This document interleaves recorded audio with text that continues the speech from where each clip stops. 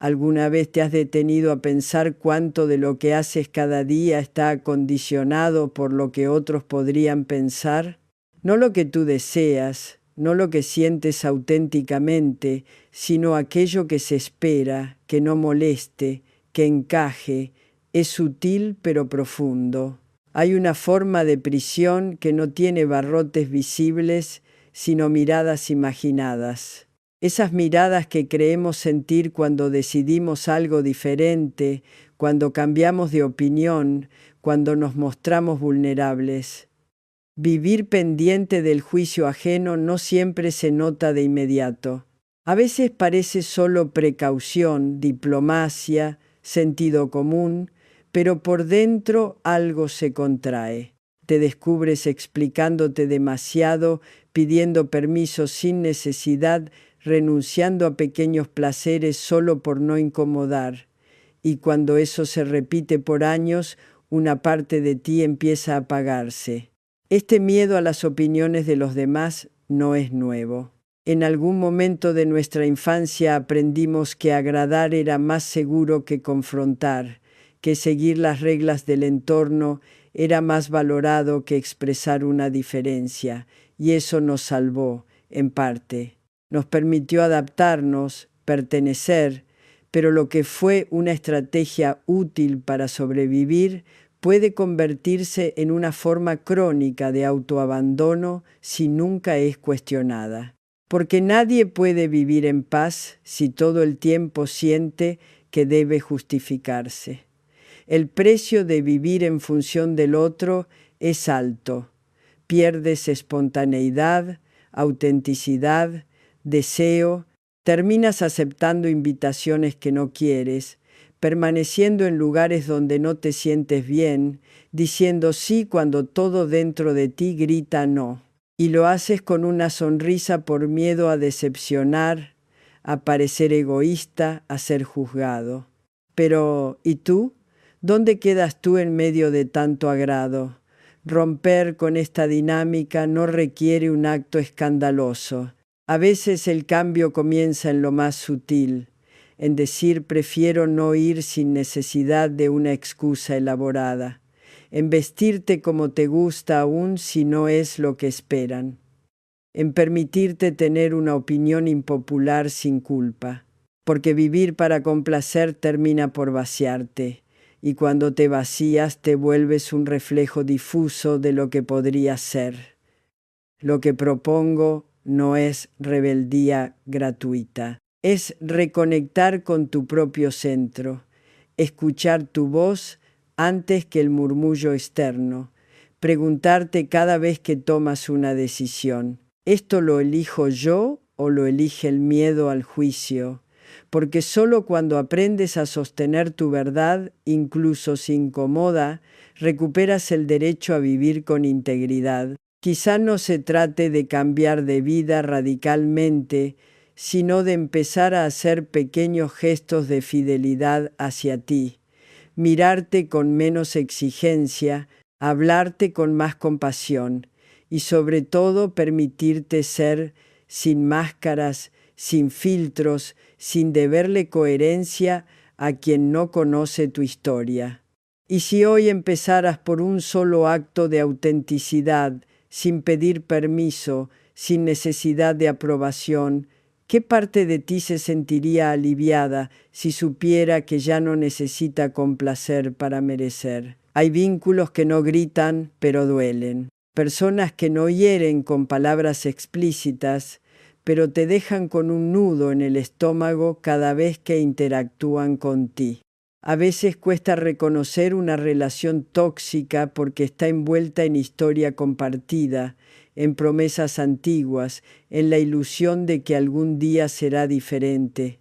Nos decimos que hay cariño que es solo una etapa, que todos tienen defectos, pero mientras tanto una parte de nosotros se marchita lentamente. Hay personas que no te golpean con gestos evidentes, pero te desgastan con silencios prolongados, con críticas veladas, con chantajes emocionales disfrazados de cuidado.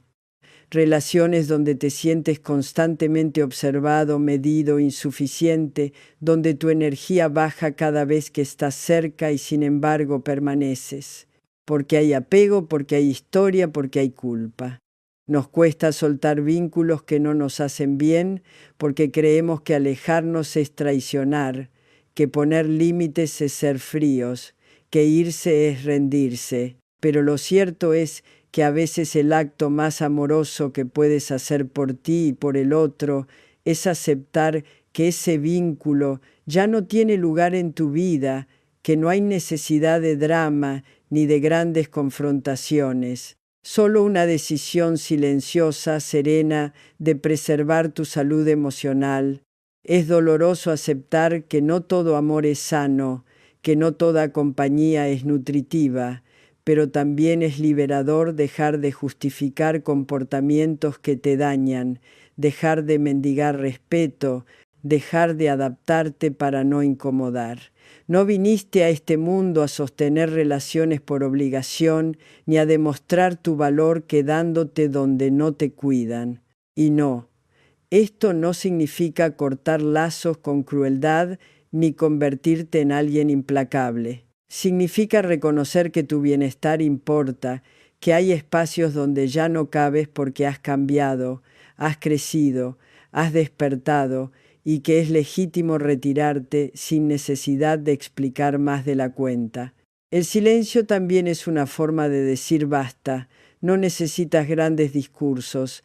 A veces basta con alejarte sin rencor, sin escándalo, sin esperar que el otro entienda, porque lo que estás eligiendo no es el rechazo, es la paz. Y la paz, créeme, no se negocia. ¿Hay alguna relación en tu vida que se ha vuelto más carga que compañía? ¿Qué pasaría si en lugar de intentar salvar lo insalvable, eligieras salvarte a ti mismo? A veces no es una gran crisis lo que nos drena, sino esos pequeños gestos cotidianos que repetimos sin pensar. Hábitos silenciosos, automáticos, que parecen inofensivos, pero que poco a poco nos alejan de quienes somos y de quienes podríamos llegar a ser.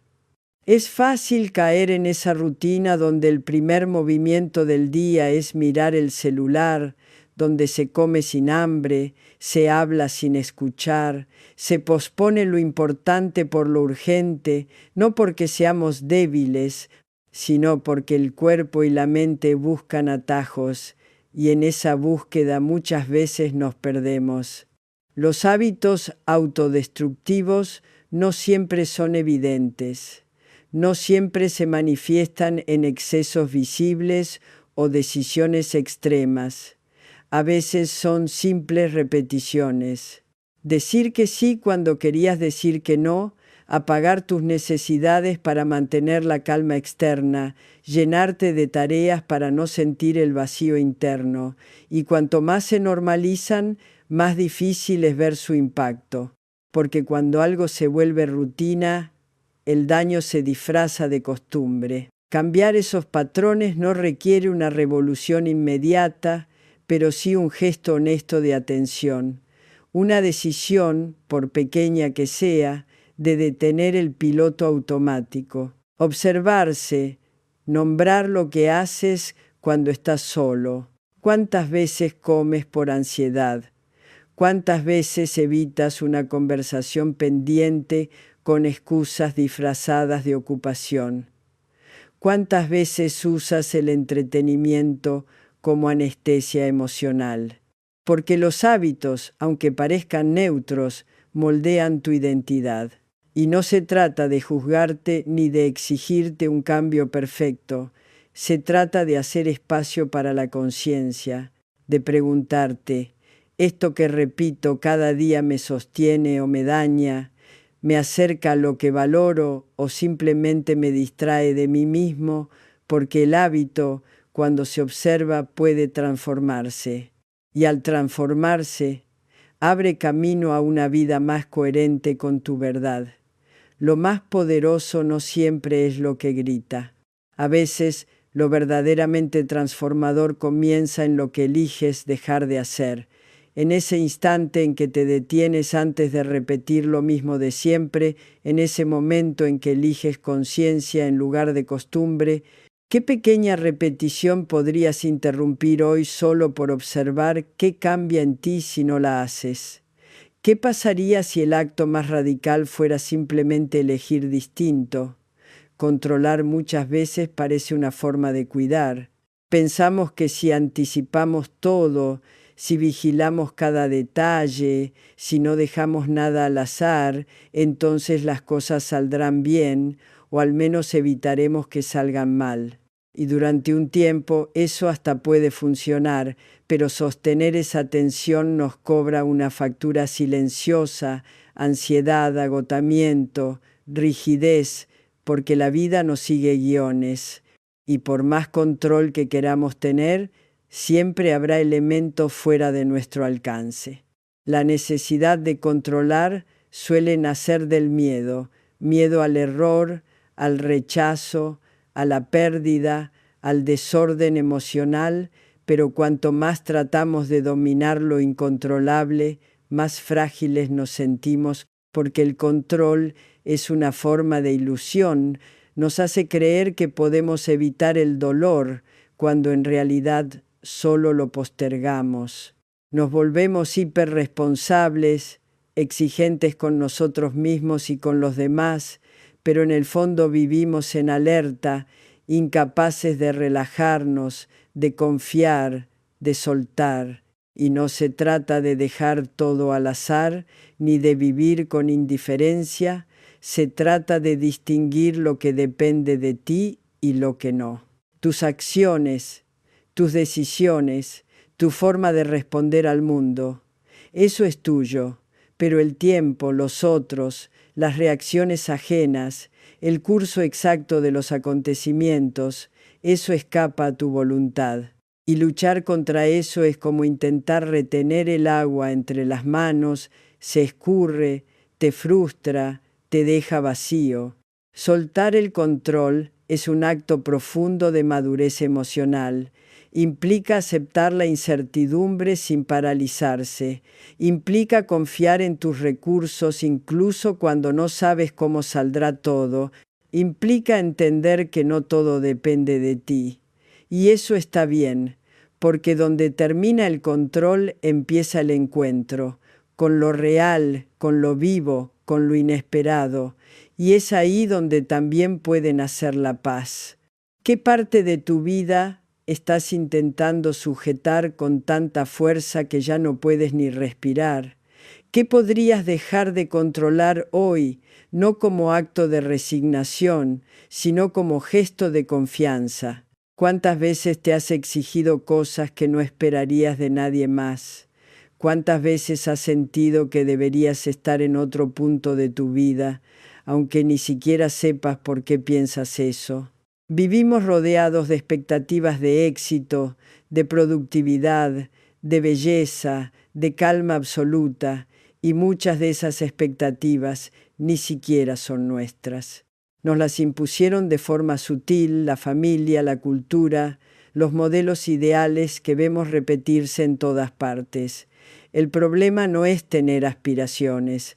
El problema comienza cuando esas aspiraciones se convierten en una deuda permanente, cuando el perfeccionismo no te permite disfrutar de lo que ya lograste, cuando cada paso parece insuficiente, cuando la autoexigencia reemplaza el cuidado, y así terminamos viviendo con la sensación de estar siempre corriendo detrás de algo, como si todo lo que somos hoy estuviera en pausa, esperando ser mejorado antes de valer la pena. Las expectativas irreales son una forma de violencia suave.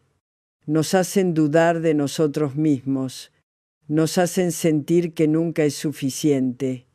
Y lo peor, muchas veces creemos que esa exigencia es amor propio, pero el amor no castiga, no condiciona, no humilla. El amor hacia uno mismo o hacia otro ofrece presencia, no presión. Soltar esas expectativas es un acto de compasión profunda. Es darte cuenta de que no necesitas demostrar nada, que puedes equivocarte sin que eso defina tu valor, que hay belleza en lo incompleto, que estás permitido a descansar, a cambiar de rumbo, a ser contradictorio, que vivir bien no significa hacerlo todo perfecto, sino vivir con honestidad, con coherencia, con respeto por tu proceso. Y tal vez la pregunta más difícil sea, ¿a quién intentas complacer con tus logros? ¿Qué parte de ti aún cree que tiene que merecer amor? Hay momentos en los que sin darnos cuenta convertimos una conversación en una lucha de poder, no porque queramos herir al otro, sino porque sentimos que si no defendemos nuestro punto, si no dejamos claro que tenemos razón, estamos perdiendo algo de nosotros mismos, como si ceder fuera sinónimo de debilidad, como si equivocarse significara fallar como persona. Y ahí es donde las relaciones empiezan a desgastarse.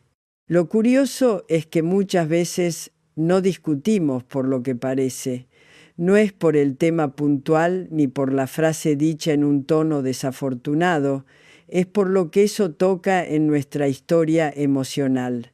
A veces detrás de la necesidad de tener razón hay una herida antigua.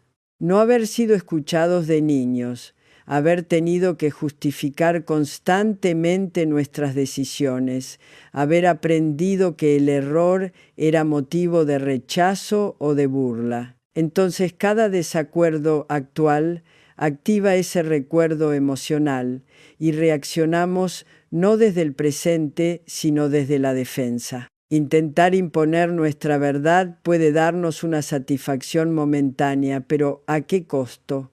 ¿Cuántas veces después de una discusión, incluso habiendo ganado, has sentido un vacío, una distancia? Porque al final tener razón no siempre construye puentes, a veces los quiebra, y lo más doloroso es que lo hacemos con quienes más queremos. Parejas, amigos, hijos, colegas, personas con las que en el fondo no queremos competir, sino simplemente sentirnos en conexión. También está esa forma silenciosa de imponer la razón, la ironía, el sarcasmo, las correcciones constantes, ese gesto de impaciencia cuando el otro no piensa igual. Todo eso crea un ambiente de tensión y cuando la otra persona siente que siempre está siendo corregida o medida, deja de mostrarse, se repliega, porque nadie se siente seguro al lado de alguien que necesita tener siempre la última palabra. Renunciar a tener razón no es rendirse, es elegir otro tipo de fuerza, la fuerza de la presencia, la fuerza de decir entiendo tu punto aunque no lo comparta o quizás haya algo que no estoy viendo. Es abrir espacio para el matiz, para la duda, para el encuentro real entre dos subjetividades, porque en el fondo lo que más anhelamos no es vencer en una discusión, es sentir que somos vistos, respetados, reconocidos en nuestra experiencia. Esto no significa dejar de defender lo que piensas, significa hacerlo desde un lugar más sereno, no desde la urgencia de vencer, sino desde el deseo genuino de comprender y de ser comprendido. Y eso cambia por completo el tono de cualquier diálogo. La conversación deja de ser campo de batalla y se convierte en un espacio de encuentro. Quizás la verdadera valentía no esté en convencer al otro, sino en sostener tu verdad con calma, aun cuando no sea validada, y aún más en poder convivir con la diferencia sin que eso amenace tu identidad. ¿En qué discusiones recientes sentiste que más que dialogar estabas luchando? ¿Qué necesitabas proteger en ese momento? ¿Qué parte de ti podría sentirse más libre si dejara de buscar tener siempre la razón? Vivimos hiperconectados, pero profundamente desconectados. Es una paradoja de este tiempo. Tenemos acceso a todo, pero atención para casi nada.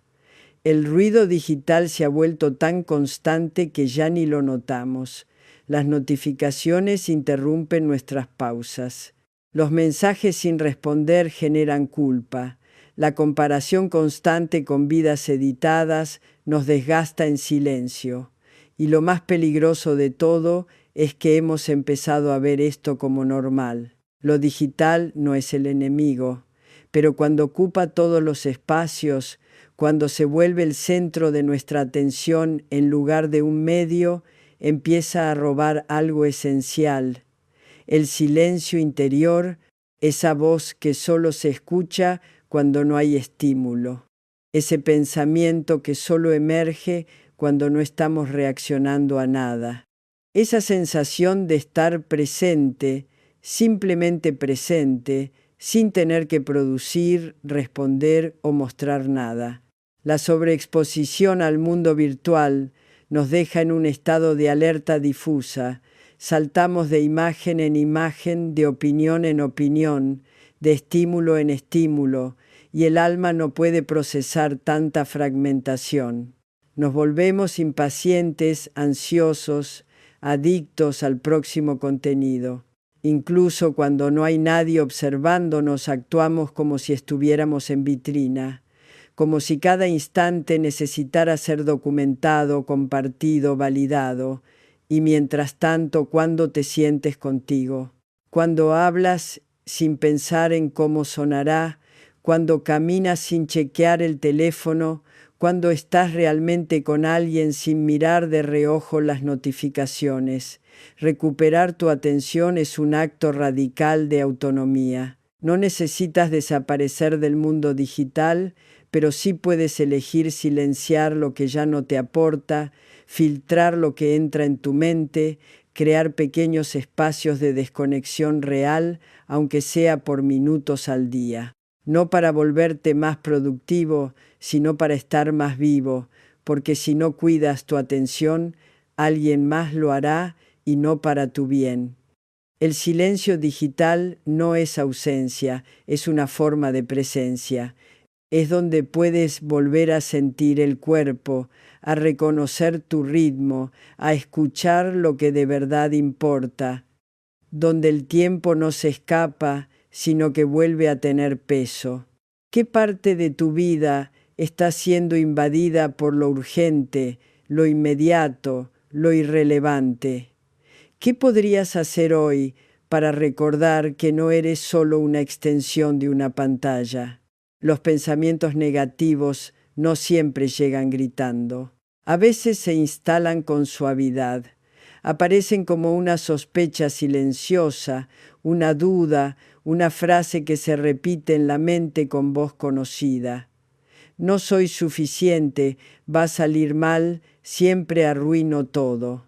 No tienen forma ni rostro, pero ocupan espacio, y si no los cuestionamos, se vuelven parte del paisaje interno, como si fueran verdades inamovibles. El problema no es pensar mal, ni siquiera sentir miedo o inseguridad. Eso es parte de ser humano. El problema comienza cuando confundimos nuestros pensamientos con nuestra identidad, cuando asumimos que, si lo pensamos, entonces debe ser cierto. Y ahí empezamos a vivir condicionados por ideas que no elegimos, que quizás ni siquiera nacieron de nosotros, pero que repetimos como si fueran propias. Muchas veces esos pensamientos son ecos del pasado, frases que escuchamos en momentos vulnerables, de un padre ausente, de una figura autoritaria, de una sociedad que impone estándares imposibles. Otras veces son respuestas automáticas al dolor, intentos fallidos de protección. La mente dice: no te ilusiones, así no te decepcionas, o mejor no intentes, así no fracasas. Y aunque parecen cuidar, en realidad nos paralizan, nos quitan posibilidades antes siquiera de empezar. Pero es importante recordar algo: tú no eres tus pensamientos, tú eres quien los observa.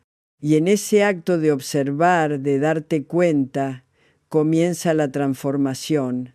No se trata de luchar contra ellos, ni de intentar eliminarlos. Eso solo los fortalece. Se trata de reconocerlos, nombrarlos y dejar que pasen. Como si fueran nubes, aparecen, flotan y luego se van.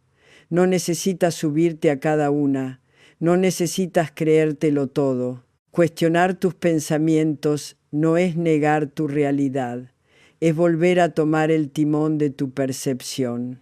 Es preguntarte con calma, ¿esto que estoy pensando me ayuda o me hunde? ¿Es una verdad absoluta o una interpretación pasajera? ¿Estoy viendo el presente o reviviendo un miedo antiguo? A veces, el solo hecho de nombrar lo que sientes ya cambia el peso de la emoción. Decir en voz alta estoy teniendo un pensamiento que dice que no valgo, no es lo mismo que decir no valgo.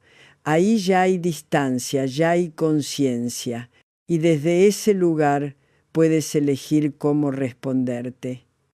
¿Qué pensamiento ha estado rondando tu mente últimamente, repitiéndose como un mantra oscuro? Y si hoy decidieras no creerle del todo, ¿qué espacio interno se abriría si dejaras de identificarte con cada historia que tu mente cuenta? Hay un tipo de ruido que no se escucha con los oídos, pero pesa en el cuerpo. Es ese desorden sutil que se acumula en los rincones de la casa, en los pendientes no resueltos, en las conversaciones evitadas. Ese cajón que nunca abrimos, esa pila de papeles que siempre prometemos organizar, ese objeto que guardamos por si acaso, aunque ya no nos diga nada, lo físico refleja lo interno. Y cuando el entorno está saturado, disperso, lleno de cosas que no usamos ni necesitamos, la mente también se desorienta. No se trata de buscar un hogar perfecto, minimalista, sin vida. Se trata de notar cuando el espacio que habitamos ha dejado de sostenernos y ha empezado a confundirnos. El exceso de objetos no es neutro. Cada cosa que conservas, incluso sin darte cuenta, lleva una carga emocional, una historia, una promesa, una expectativa. Y cuando nada se suelta, cuando todo se guarda por si algún día, se pierde la ligereza del presente.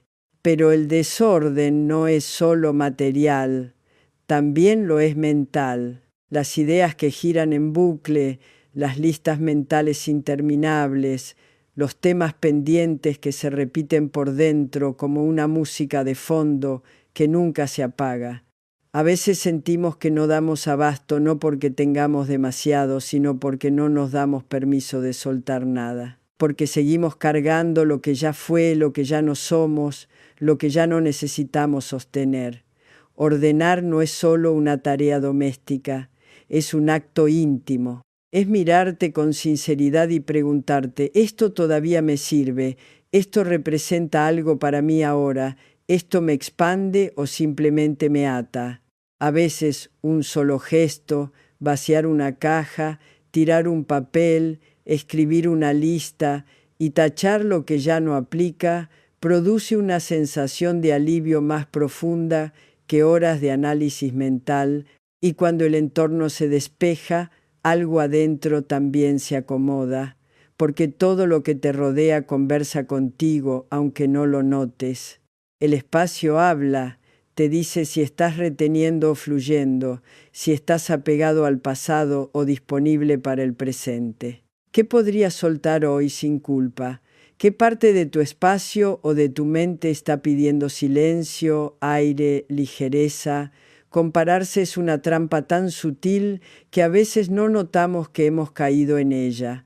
Lo hacemos sin querer, al mirar una foto, al escuchar el relato de otra vida, al repasar logros ajenos mientras sentimos que los nuestros son pequeños o tardíos. Y lo más peligroso no es la comparación evidente, esa que duele abiertamente, es la comparación silenciosa, la que te hace preguntarte en voz baja, ¿por qué yo no estoy ahí? ¿Qué estoy haciendo mal? ¿cuándo será mi turno? La comparación constante nos deja en una carrera que no tiene línea de llegada, porque siempre habrá alguien con más, con otra historia, con otro ritmo, con otros recursos. Vivimos creyendo que hay un tiempo ideal para todo, para el éxito, para el amor, para la familia, para la estabilidad, y cuando nuestra vida no sigue ese guión, comenzamos a dudar de nosotros mismos. Pero ese guión, ¿quién lo escribió? Cada persona camina con un mapa que no se ve desde fuera, nadie muestra las cicatrices completas, nadie revela el proceso interno detrás de lo que exhibe. Por eso compararte desde fuera con lo que ves de otro es injusto contigo. Porque tú conoces tus sombras, tus duelos, tus pausas, tus dudas, y si solo mides tu valor por lo visible del otro, te estás exigiendo desde una imagen recortada.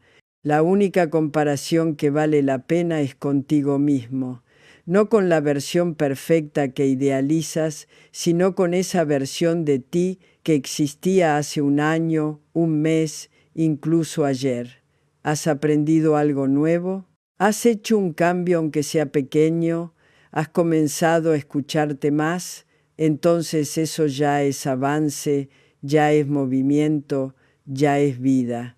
Agradecer tu propio camino no significa conformarte, significa honrarlo, significa reconocer que hay procesos que no pueden acelerarse sin perder sentido, que hay frutos que solo maduran a su tiempo y que mirar hacia el costado todo el tiempo solo te aleja de lo único que puedes habitar, tu presente. Vivir a tu ritmo es un acto de libertad, es decir, este es mi tiempo, este es mi cuerpo, esta es mi historia y la voy a caminar desde mi verdad, no desde la expectativa ajena.